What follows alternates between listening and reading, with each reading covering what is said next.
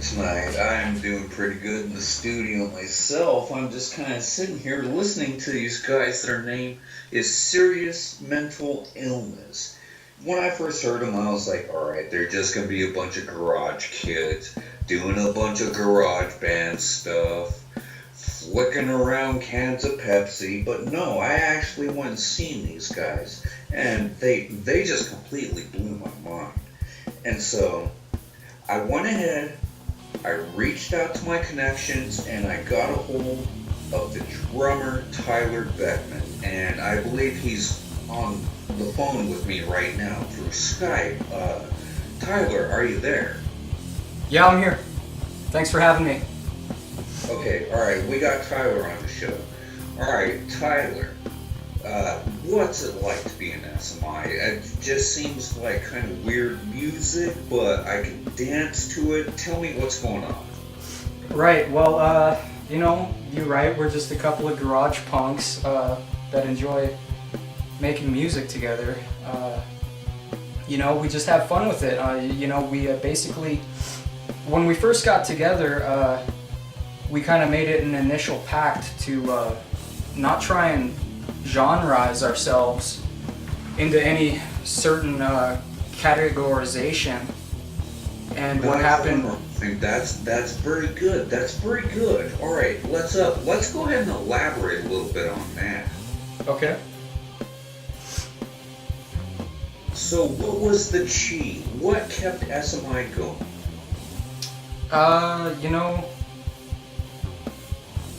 Basically the fact that, outside of the band, we were very, very close friends. And, before we even started writing and playing music together, we were hanging out on a daily basis. And, right. Back in the early days, it was all about just the partying and stuff. And then one night, we had a little fiasco involving some NoFX, a certain album in particular called The Decline. And we decided that we wanted to start a band and cover The Decline. Is the whole reason S.M.I got together initially, was because of The Decline. We just wanted to cover the album. Nice. That definitely seems like motivation. What am I getting any callers right now? Apparently everyone's asleep. Alright, no, but okay. You guys want to hit The Decline? Yeah, but we never got around to it. Back then there was too many drugs and alcohol and next to no motivation to actually do it. So basically we just started writing our own music right away. Our first jam practice ended up with our first song, A Thorny Issue. And it went from there. Every band practice after that we had a new song written. And that basically consisted of our first album. And so we wrote our first album and we went with it for quite a while. And then we just kind of kept going with the writing, pulling influences from different genres and just trying not to stick ourselves in one certain genre, and basically trying to keep it as experimental as we could. And basically that's our format, what we're known for, I guess. Your forte, if you must. Exactly, yes. Okay, alright. I think a couple of my listeners could agree with me on this one, right? Anyway, though, okay. Alright, so you're the percussion and the rhythm keeper. Lots of people call them drummers. I disagree with that, but you keep the beat. Well, they're sure as hell not musicians. Okay, so what drummer has your fancy these days? Ooh, that's a good question. Well, Bonham, Stuart Copeland. I'm not one for name dropping, but currently Uh, I've been following a lot of Ian Rubin lately. That's good news. That's good news. A lot of my listeners are going to love this. All right, keep going. Okay. They need to know. Well, I need to understand the question. Are you asking what my influential drummers are, or are you focusing on who has my attention currently? Who has the slice of pie for the week? How about that? Slice of pie for the week would definitely go to Ian Rubin of Nine Inch Nails. Nice. 9 Inch Nails is well known around here. Okay, which leads to my other question. Alright, this week, what music have you been listening to?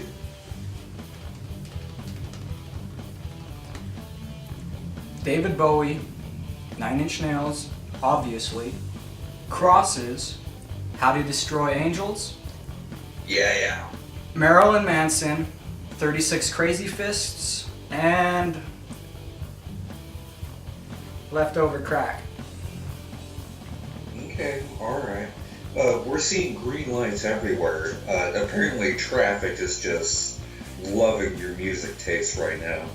Okay, alright. Here's the next question. Finish the sentence. Okay. Shoot. When I relax, I... Orgasm. Okay, so orgasm it is. Okay. Alright. Wake up from an excellent night's sleep. You got your game face on. You're ready to tackle the day. What is getting you out of bed? Well, first I'll start my day off with a quick JO session, followed by a nice hot shower and a pot of coffee. And usually I'll sit down, put on some music, or I'll grab my guitar and try and do some writing. And then after that, it's off to work, pay the bills. Okay, alright. It seems like a pretty solid schedule. Females love solid schedules. Okay, alright, so, from the looks of it, Tyler Beckman is a pretty solid guy. Alright, let me ask you this right now, Tyler. Are you doing anything after the breakup of serious mental illness? Honestly, when we went on hiatus or breakup status, me and Aaron wanted to keep playing music together, and there were efforts, if you will, to find other people to play with, to write with. Right. But it was kind of temporary because I was going through some personal dilemmas at the time, and wound up going on complete musical hiatus for quite some time. Then I heard Keith Hurley went crazy and moved to Washington. Well, that's a completely different subject, but yeah, he's MIA. Yeah, he went AWOL. He's MIA. You don't have to answer that. Anyway, though, okay. Okay, so after I took care of my my personal issues, I picked up the guitar and I started focusing on getting better at playing guitar, and I started doing some writing on guitar, and that's where I'm at currently, is that, so yeah. Okay, alright. That's good stuff. Everyone wants to hear this, Mr. Beckman. Okay. Alright, well, we're gonna take some callers right now, and Great. I can't believe that everybody hung up. Well, we don't need callers right now, but Okay. Okay, but my last question is kind of a big one. It's a doozy. If you don't want to answer it, you don't have to. But what is your position slash views on why music was serious mental illness again in the future? And there is a possibility that will you ever? Okay, uh, this is a scrambled message. I think the CIA gave this to me or something like that. It had to have been the FBI. It's scrambled. Okay, okay. And so, but I think the FBI. So the message came via Morse code, so yeah, it's probably pretty difficult to, yeah. Okay, well, why don't you just go ahead and do your best to ask, just, go ahead and ask, man. I'll try not to hold back.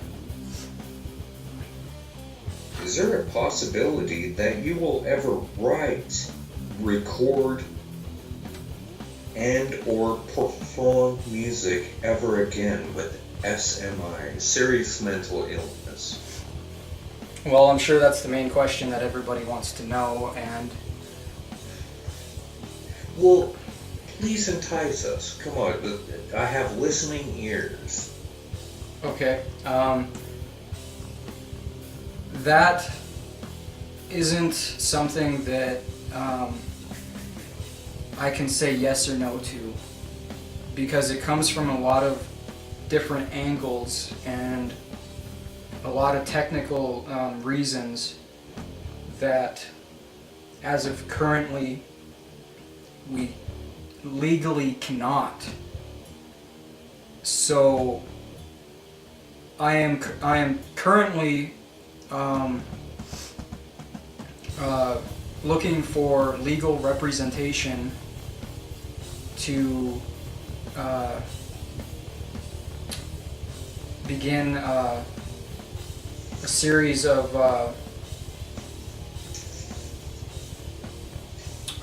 court proceedings, basically, which will, if they fall in my favor, and if Key ever comes back on the map, that there's a good possibility. I know I've been in touch with the guys. We've talked about it.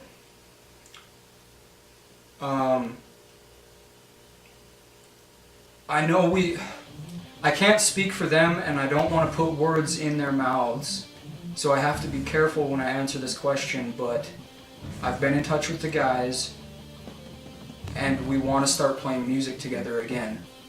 But there are a lot of certain things that need to happen in order for that to happen. Next question, please.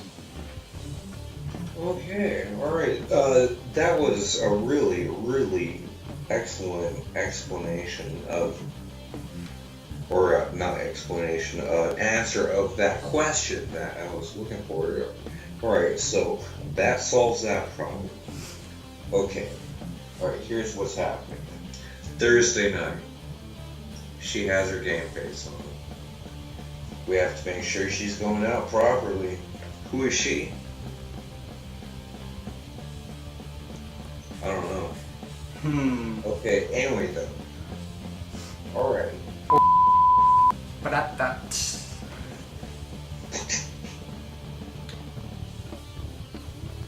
Alright, I think I have about 2 more questions for you, Tyler. What do you think about that? Yeah, that sounds good.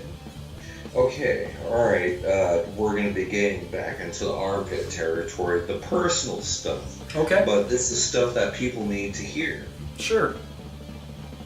Okay, and so I ask you now, why, in your opinion,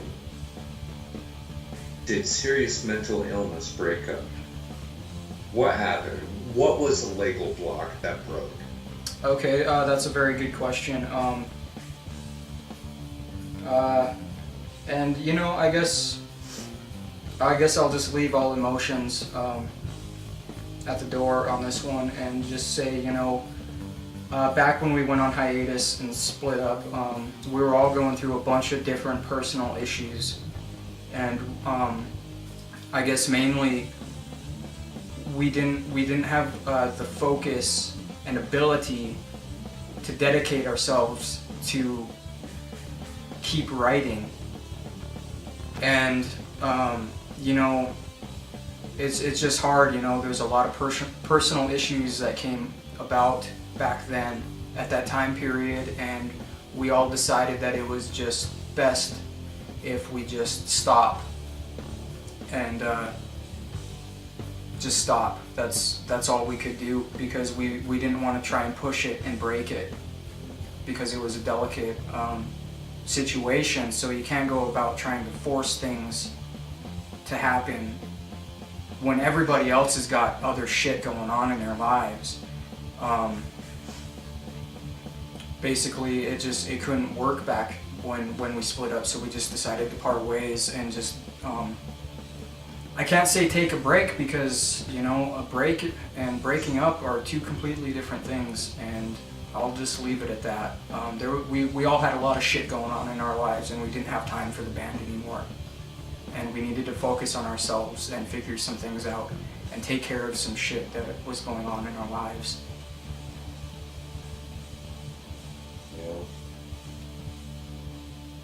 Yeah. That's excellent, Tyler. I know what you're talking about, dude.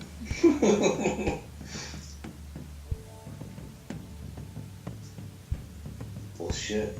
I covered all of the questions tonight.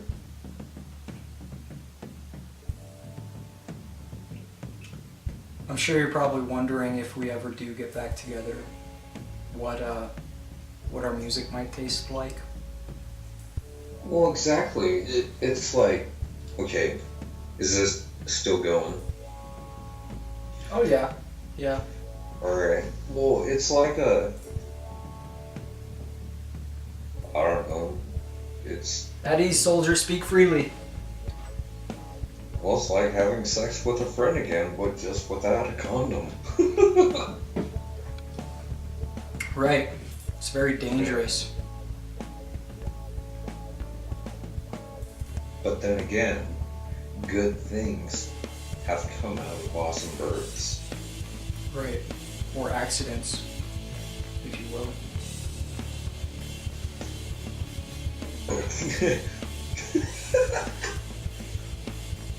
I know.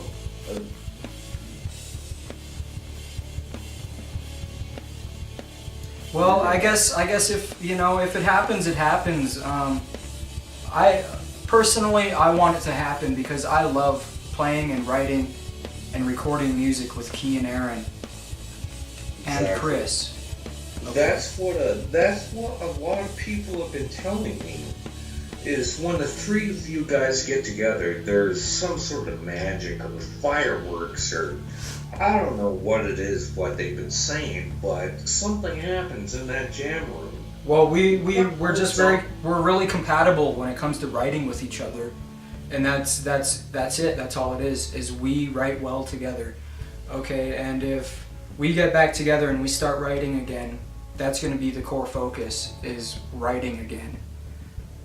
We're just, if it happens, we're just going to sit down and write.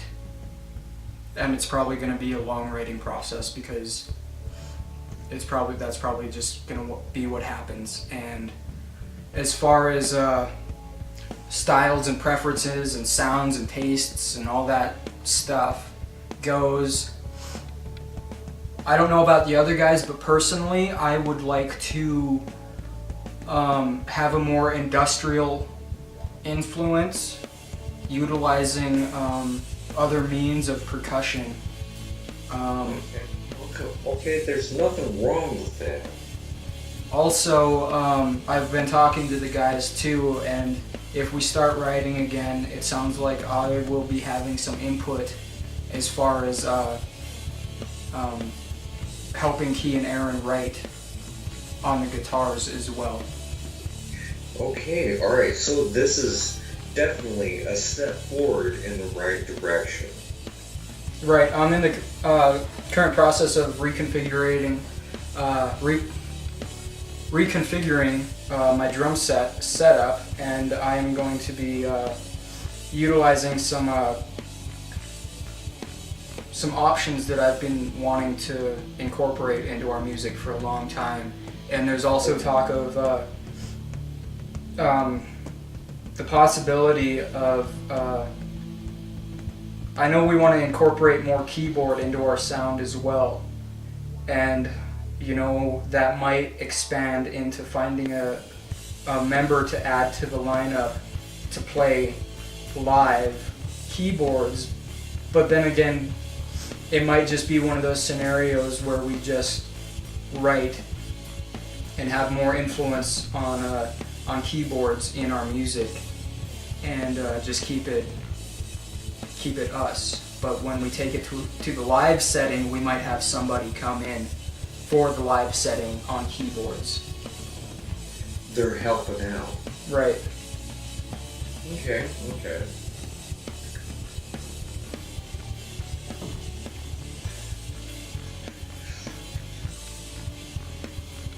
Oh fuck, closing my ass. I think the weed's finally starting to hit me. No, okay, alright. This is what's going on. I'm smoking cigarettes in the booth, and I can't think straight. I can't do this, you know, I can't think straight. It's hard to hit the red button with the record button, with the clear button, and all these buttons with the 5 button and 6 button, and I can't do this.